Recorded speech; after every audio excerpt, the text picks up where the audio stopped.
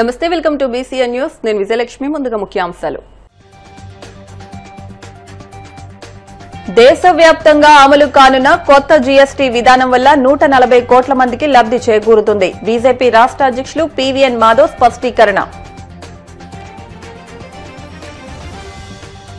కర్నూలు జిల్లా ఉల్లి రైతులకు రాష్ట్ర ప్రభుత్వం భారీ ఊరట. సీఎం చంద్రబాబుకు కృతజ్ఞతలు తెలిపిన జిల్లా పార్లమెంట్ అధ్యక్షుడు పాలకుర్తి తిక్కారెడ్డి.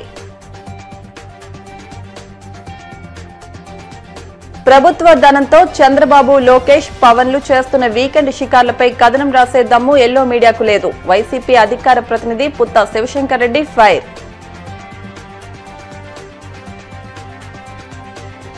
తిరుమల శ్రీవారిని దర్శించుకున్న సినీ నిర్మాత డివివి దానయ్య. ఆలయ మర్యాదలతో స్వాగతం పలికిన అధికారులు. దేశవ్యాప్తంగా సోమవారం నుంచి అమలు కానున్న కొత్త జీఎస్టీ విధానం వల్ల 140 కోట్ల మందికి ప్రయోజనం చేకూరుతుందని బీజేపీ రాష్ట్ర అధ్యక్షులు పీవీఎన్ మాధవ్ అన్నారు. విశాఖలో రామ్నగర్లోని హోటల్ రాక్ డేల్లో నెక్స్ట్ జనరేషన్ జీఎస్టీ సంస్కరణలపై అవగాహన కార్యక్రమాన్ని నిర్వహించారు. ఈ సందర్భంగా ఆయన మాట్లాడుతూ దేశంలో సరళీకృత పన్ను విధానాన్ని కేంద్రం అమలు చేస్తుందన్నారు. ప్రపంచం మొత్తం ఆర్థిక మాంద్యం వైపు వెళ్తుందని, అయితే ఎన్డీఏ ప్రభుత్వం తీసుకొస్తున్న ఆర్థిక సంస్కరణలతో మన దేశం మాత్రం అభివృద్ది పదంలో దూసుకెళ్తోందన్నారు. అన్ని రంగాల్లోనూ అత్యున్నత ప్రతిభ చూపుతూ ప్రపంచ దేశాలకు ఎగుమతులు చేసే స్థాయికి ఎదిగామన్నారు. అనంతరం జీఎస్టీ స్లాబుల గురించి పవర్ పాయింట్ ప్రజెంటేషన్ ద్వారా వివరించారు. వస్తు సేవా పన్ను పరోక్ష పన్ను విధానాన్ని దేశంలో జిఎస్టి 2.0 7 వసంతాల పూర్తి చేసుకున్న ఒకటే దేశం ఒకటే పన్ను అనే విధానాన్ని దేశంలో అమలు చేస్తూ అనేక అభ్యంతరాలు, అనేక రాష్ట్రాలకు సంబంధించిన ఏవైతే వాళ్ళ సూచనలు, వీటన్నిటినీ తీసుకొని ఒక విప్లవాత్మక నిర్ణయం, చారిత్రాత్మక నిర్ణయం. ఎందుకంటే ప్రపంచంలో ఇవాళ ఏదైతే నెలకొన్న పరిస్థితి, సుంకాల యుద్ధంతో అమెరికా తన ఆధిపత్యాన్ని చెలాయించే విధంగా ప్రపంచ వ్యాప్తంగా అతలాకుతలం చేసే ఒక పరిస్థితి ఒకవైపు ఉంటే, ఇంకో పక్క సిరియాలోను, ఇరాన్లోను, ఉక్రెయిన్, రష్యాలో యుద్ధ వాతావరణ నేపథ్యంలో మనం చమురుపై ఏ విధంగా ఆధారపడ్డాం, వాటి ప్రభావం మన పైన పడి ద్రవ్యోల్బణం ఆకాశాన్ని అంటుకుంటున్న తరుణం అన్ని దేశాల్లో, కేవలం భారతదేశంలో దాన్ని నియంత్రించడం, కేవలం మన యొక్క స్వయం ప్రతిపత్తి కలిగిన ఆర్థిక విధానం, విదేశాంగ విధానం, మన యొక్క రక్షణ విధానం, ఈ మూడింటి కారణంగా మనం ప్రపంచంలో మిగతా దేశాల కన్నా మన ద్రవ్యోల్బణాన్ని మన యొక్క చేతుల్లో పెట్టుకుని నడిపించే ఒక తీరు మన దేశంలో కనిపిస్తుంది. దానికి మన నేత నరేంద్ర మోడీ గారు ఏ విధంగా ముందుకు తీసుకెళ్తున్నారో, మన ప్రియతమ ప్రధాని నరేంద్ర మోడీ గారి నేతృత్వంలో ఆయన యొక్క ధైర్యమైన నిర్ణయం, వాళ్ళ విధించే అనేక రకాల ఆంక్షలకి తలవకుండా మేము మా దారి, మా యొక్క దేశం, మా దేశ ప్రజల యొక్క ప్రయోజనాలు తప్ప ఇంకేమిటి ప్రధానం కాదని చెప్పి వెళ్తున్న తీరు, ఆ నేపథ్యంలోనే మనకి దసరా, దీపావళి కానుక దేశవ్యాప్తంగా ప్రజలందరికీ అందించే విధంగా ఇవాళ సరళీకృత జిఎస్టి విధానం రావటం ఏదైతే ఉందో నిజంగానే ఒక గొప్ప వరం, అందరికీ ఒక గొప్ప బహుమానం. నరేంద్ర మోడీ గారు దీన్ని తీసుకొస్తే రాష్ట్ర ప్రభుత్వం, ముఖ్యంగా మన రాష్ట్ర ముఖ్యమంత్రి శ్రీ చంద్రబాబు నాయుడు గారు కూడా ఈ సందర్భంగా ధన్యవాదాలు తెలియజేస్తున్నాను.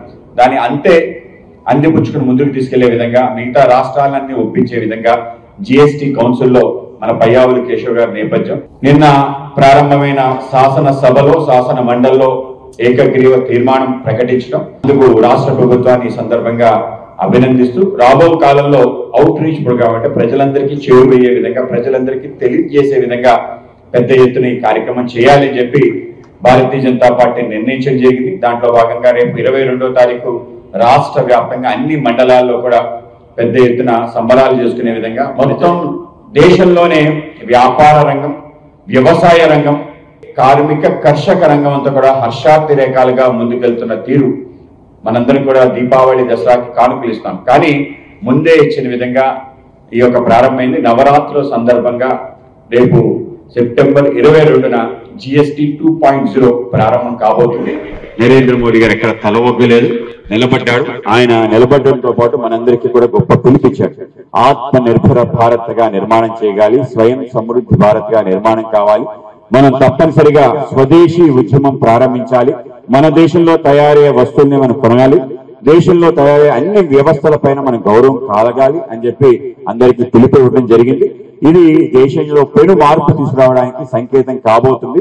ఎక్కడ ఏది కొనాలో నిర్ణయించే హక్కు వాళ్ళకి లేదు, మనకుండే విధంగా వ్యవస్థ నిర్మాణం చేస్తామని చెప్పి మన నేత చెప్పడం ఏదైతుందో నిజంగా గొప్ప విషయం. పరోక్ష పన్ను విధానంలో విప్లవాన్ని తీసుకొచ్చి దేశమంతా ఒకే పన్ను విధానాన్ని తీసుకొస్తూ దాంట్లో కూడా ప్రజలు మిగతా రాష్ట్రాలకు సంబంధించి అనేక ఇబ్బందులు పరిగణనలో తీసుకొని అందరికీ గొప్ప వరంలా బహుమతిలా జీఎస్టీ విధానాన్ని రావటం పెద్ద ఎత్తున స్వాగతం. కర్నూలు జిల్లా ఉల్లి రైతులందరి తరపున ముఖ్యమంత్రి చంద్రబాబుకు కృతజ్ఞతలు తెలుపుతున్నామని టీడీపీ కర్నూలు జిల్లా పార్లమెంట్ అధ్యక్షులు పాలకుర్తి తిక్కారెడ్డి అన్నారు. మంగళగిరి టీడీపీ కేంద్ర కార్యాలయంలో ఆయన మీడియాతో మాట్లాడుతూ నష్టాల్లో ఉన్న ఉల్లి రైతులను ఆదుకోవడానికి కూటమి ప్రభుత్వం 1 హెక్టార్కు 50,000 రూపాయలు మంజూరు చేయడం పట్ల ఆయన హర్షం వ్యక్తం చేశారు. ఉమ్మడి కర్నూలు జిల్లాలో ఖరీఫ్ సీజన్లో 45,278 ఎకరాల్లో పంట సాగుబడి చేశారని, ఈ ఆర్థిక సహాయం 24,218 కుటుంబాలకి ప్రత్యక్షంగా ఉపయోగపడుతుందన్నారు. తెలుగుదేశం పార్టీ అధ్యక్షుడు తిక్కారెడ్డి అయిన నేను ఈరోజు మన ముఖ్యమంత్రి చంద్రబాబు నాయుడు గారికి కర్నూలు జిల్లా ఉల్లి రైతులందరి తరఫున కూడా చంద్రబాబు నాయుడు గారు ప్రత్యేక ధన్యవాదాలు. ఉల్లి రైతాంగం పంట ఎక్కువైందా లేక మహారాష్ట్ర పంటలు ఎక్కువ వచ్చాయా కానీ కొంత రేటు అనేది పడిపోవడం వల్ల మన కర్నూలు జిల్లా ఉమ్మడి జిల్లాలో రైతాంగం బాగా ఇబ్బంది పడిన మాట నిజం. దానికి ప్రత్యామ్నాయంగా ఏమి చేయాలని కూటమి ప్రభుత్వం ముఖ్యమంత్రి చంద్రబాబు నాయుడు గారు మద్దతు ధర అనేది ఫస్ట్ ఇవ్వడం జరిగింది. 1 హెక్టార్కు 50,000 రూపాయలు రైతుకు ఇవ్వబోతున్నటువంటి చంద్రబాబు నాయుడు గారికి ప్రత్యేక ధన్యవాదాలు తెలియజేస్తా ఉన్నాం. ఇది ఉల్లి పండించినటువంటి రైతులందరికీ కూడా చాలా అంటే చాలా ఉపయోగపడతా ఉంది. ఎందుకంటే ట్రాన్స్పోర్ట్ ఖర్చులు రానటువంటి పరిస్థితుల్లో ఈరోజు ఉల్లి రైతాంగం ఉంది. వాళ్ళని ఆదుకోవాలన్నటువంటి కూటమి ప్రభుత్వం చంద్రబాబు నాయుడు గారు ఏదో ఒకటి చేయాలనే ఉద్దేశంతో చేశారు. దీనివల్ల ఉమ్మడి కర్నూలు జిల్లాలో ఖరీఫ్ సీజన్లో 45,278 ఎకరాలు ఈరోజు పంట సాగుబడి చేశారు. ఇంచుమించు ఈ ఆర్థిక సాయం ద్వారా 24,218 కుటుంబాలకి ప్రత్యక్షంగా ఈరోజు మనకు ఉపయోగపడుతుంది. ఎన్నికల ముందు ఏడాదికి ముందే మనం ఏం చెప్పాం, ఖచ్చితంగా రైతు సహాయానికి పెట్టుబడికి 20,000 ఇస్తాం అని చెప్పింది. ఆల్రెడీ 7,000 రూపాయలు ఇచ్చి ఆదుకున్నాం. దానివల్ల ప్రభుత్వానికి దాదాపు 3,700 కోట్లు ఖర్చయినా కూడా రైతాంగాన్ని ఆదుకున్నటువంటి ప్రభుత్వం చంద్రబాబు నాయుడు గారి ప్రభుత్వం. జగన్మోహన్ రెడ్డి గారికి మేము ఒకటే చెప్తా ఉన్నాం, అయ్యా నీ ప్రభుత్వంలో ఉల్లి రైతులు ఎంతమంది ఆత్మహత్యలు చేసుకోలేదనేది నేను మీకు చెప్తా ఉన్నా. ఎంతమంది ఆత్మహత్యలు చేసుకోలేదు? నీవు ఎంత మద్దతు ధర ఇచ్చావు? ఈ రోజు చంద్రబాబు నాయుడు గారు హెక్టార్కి ఈరోజు 50,000 రూపాయలు ఇస్తున్నాడు. ఆ రోజు మీరు ఏమి ఇచ్చారు? ఎంతమంది రైతులు ఆత్మహత్యలు చేసుకున్నారు చూడండి. కనీసం మీరు ఆ రోజున వాళ్ళ రైతులను ఆదుకున్న పాపాన లేదు. ఈ రోజు రైతుల తరపున ముసలి కన్నీరు గారుస్తూ మేము కర్నూలు జిల్లా ఉల్లి రైతులను ఆదుకోండి అని చెప్పి చెప్తా ఉన్నారు. రాజకీయం చేయండి, మేము కాదనం. కానీ రాజకీయాలు రైతులకి సంబంధించిన వాటిపైన మీరు ఏదైనా చేసింటే అడిగే హక్కు ధర్మం మీకుంటుంది. మీకు అటువంటి బాధ్యత లేనటువంటి ఈ 5 సంవత్సరాలు మీరు తాడేపల్లి ప్యాలెస్లో పండుకొని రైతులను పట్టించుకోకుండా ఉంటే ఈరోజు వాళ్ళు మంచి తీర్పు ఇచ్చారు. 175కు 164 సీట్లు కూటమి ప్రభుత్వాన్ని గెలిపించారు. మీరు ఇట్లా చేసింటే ఏంది? మీరేం చేశారు రైతులకి? ప్రతి రైతుకు కూడా ఈరోజు పొలాల్లో గట్టు తగాదాలు పెట్టారు, పొలాల్లో ఈ తగాదాలు పెట్టారు. ఈరోజు ఒకసారి ఏదైనా రైతాంగానికి మంచి చేసినారా మీరు చెప్పండి? పాస్బుక్లు కూడా, మా సొంత పాస్బుక్లు కూడా రైతులు పాస్బుక్ల పైన మీ ఫోటో పెట్టుకొని మీరు ఏదో ఇచ్చినట్టు చేశారు. సబ్ రిజిస్టర్ ఆఫీసులో రిజిస్టర్ పోతే వాళ్ళ పొలం వాళ్ళపైన రెవెన్యూలో అంతా కూడా అస్తవ్యస్తంగా చేశారు. రెవెన్యూలో కూడా ఈరోజు రైతాంగాలని మీరు సూసైడ్ చేసుకునేటట్టు చేసినటువంటి కార్యక్రమాలు ఉన్నాయి. రాయలసీమ రైతాంగాన్ని ఆదుకోవాలి, ఎడారిగా ఉన్నటువంటి ప్రాంతాన్ని ఆదుకోవాలని చంద్రబాబు నాయుడు గారు 3,800 కోట్ల రూపాయలతో చరిత్రలో ఎవరు చేయనటువంటిగా హెచ్ఎన్ఎస్ను దాదాపుగా 1,800 క్యూసెక్లు, దాదాపు 3,600 క్యూసెక్లు ఒక్క రోజుకి ఈరోజు వాటర్ డ్రా చేసినటువంటి ఘనత, అది 100 డేస్లో ముగించిన ఘనత ఒక్క చంద్రబాబు నాయుడు గారికే వస్తుంది. మరి ఇది రాయలసీమకు మొత్తానికి ఉపయోగపడలేదా? కర్నూలు అయితేనేమి, అనంతపురం అయితేనేమి, చిత్తూరు అయితేనేమి, ఇంత మంచి కార్యక్రమాలు చేస్తున్నటువంటి చంద్రబాబు నాయుడు గారిని మీరు ఏం రాజకీయంగా మాట్లాడాలని చెప్పి మాట్లాడుతున్నారు తప్ప రైతాంగానికి మీరేం చేశారు చెప్పండి. మీ హయాంలో ఏం చేశారు? ఎన్నిసార్లు రైతులకు వెన్నుపోటు పొడిచలేరు? కూటమి ప్రభుత్వం ఏర్పడిన తర్వాత ఎన్నిసార్లు సీఎం చంద్రబాబు, మంత్రులు పవన్, లోకేష్లు వీకెండ్లలో ప్రభుత్వ ధనంతో హైదరాబాద్కు వెళ్లి వస్తున్నారో సవివరంగా కథనం రాసే దమ్ము ఎల్లో మీడియాకు ఉందా అని వైసీపీ అధికార ప్రతినిధి పుత్తా శివశంకర్ రెడ్డి ప్రశ్నించారు.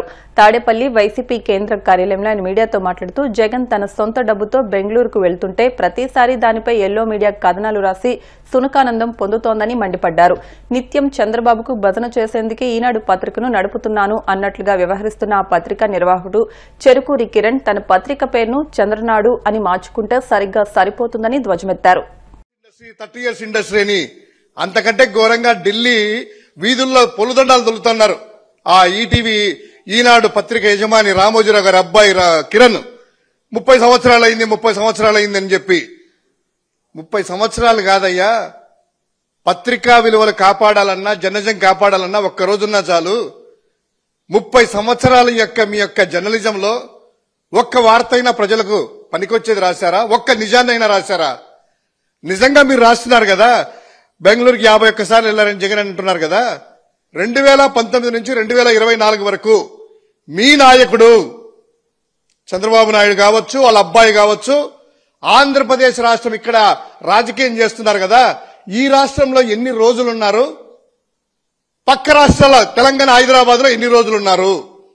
5 సంవత్సరాలు తీసుకొని ఎన్ని రోజులు ఇక్కడ ఉన్నారు, లేదా ఎన్ని గంటలు ఉన్నారు ఇక్కడ అనేటువంటిది మీరు రాయగలరా? ఇంకోటి, కరోనా టైం అంటే 2 సంవత్సరాలు అసలు పత్తా లేకుండా పోయారు. కరోనా లేకపోయినా కూడాను ఆంధ్రప్రదేశ్ రాష్ట్రంలో ఎన్ని రోజులు ఇక్కడ ఉన్నారు? నీకు నిజంగా పత్రికా విలువలు కాపాడేవాడివైతే, వార్తలు రాసేట్టుగా అంటే ఇదే ఈనాడు చెప్తా ఉన్నాం. ఈ 2024 జూన్ నుంచి ఎన్నికల ఫలితాలు వెలువడ్డాక 65 వారాలు అయింది కదా ఇప్పటి వరకు. ఈ 65 వారాల్లో ఎన్ని రోజులు, ఎన్నిసార్లు మీ నాయకుడు, మీ చంద్రబాబు కావచ్చు, మీ లోకేష్ కావచ్చు, మీ పవన్ కళ్యాణ్ గారు కావచ్చు, ఎన్నిసార్లు వాళ్ళు పక్క రాష్ట్రాలకు హైదరాబాద్కి వెళ్లారు? జగన్మోహన్ రెడ్డి గారు సొంత ఖర్చులతో మేము వెళ్తా ఉన్నాం. ఎక్కడ ప్రభుత్వ ఖజానాకి ఏమీ ఇబ్బంది లేదే.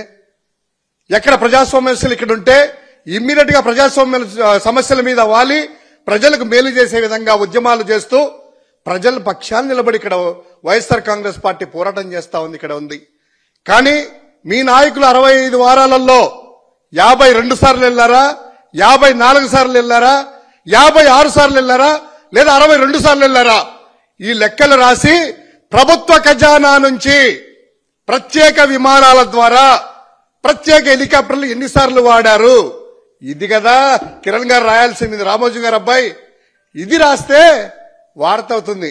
జగన్ గారు ఎన్నిసార్లు వెళ్లారు, ఎంత ప్రభుత్వ ధనానికి, ప్రభుత్వానికి ఖజానాకి ఆయన ఖర్చు చేశారు, లేదా వీళ్ళు ఎన్నిసార్లు వాడారు, ఎన్నిసార్లు వెళ్లారు, ఎవరు ఎక్కువ వెళ్లారని మీ దృష్టిలో ఇంకా మీ భయము, మీ ఆలోచన అంతా కూడా జగన్మోహన్ రెడ్డి గారు ముఖ్యమంత్రి అనే ఆలోచన ఉంది. ఇప్పటికీ మీరు జగన్మోహన్ రెడ్డి గారు ముఖ్యమంత్రి అనే ఆలోచనతో, భయముతో జగన్ గారు పేరు ప్రస్తావన లేకుండా మీ పత్రిక అచ్చు వేయొద్దని ఒక నిబంధన పెట్టుకున్నట్టుంది.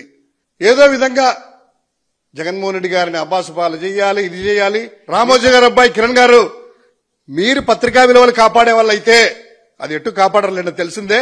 కనీసము మేము అడుగుతున్నటువంటి ఈ యొక్క బెంగళూరు జగన్ అన్నారు కదా 51 సార్లని, లోకేష్ ఎన్నిసార్లు వెళ్లాడు, చంద్రబాబు ఎన్నిసార్లు వెళ్లారు, పవన్ కళ్యాణ్ ఎన్నిసార్లు వెళ్లారు? 65 వారాల్లో కనీసం ఇక్కడ ఎన్ని వారాలు ఉన్నారు? వరదలు వస్తే బుడమేరు దిగేసి ఇక్కడ ఉంటే ప్రజలందరూ కూడా గిలగిలా కొట్టుకుంటే తండ్రి కొడుకులు వెళ్ళేసి ఎక్కడున్నారు? క్లిష్ట సమయాల్లో గాని కష్ట సమయాల్లో కూడా ఇక్కడ లేరే. అది రాయడానికి ఇంక్ సిరా అయిపోయిందా? సిరాలో ఇంక్ అయిపోయిందా? ఇప్పుడు కాసేపు ప్రకటనలు.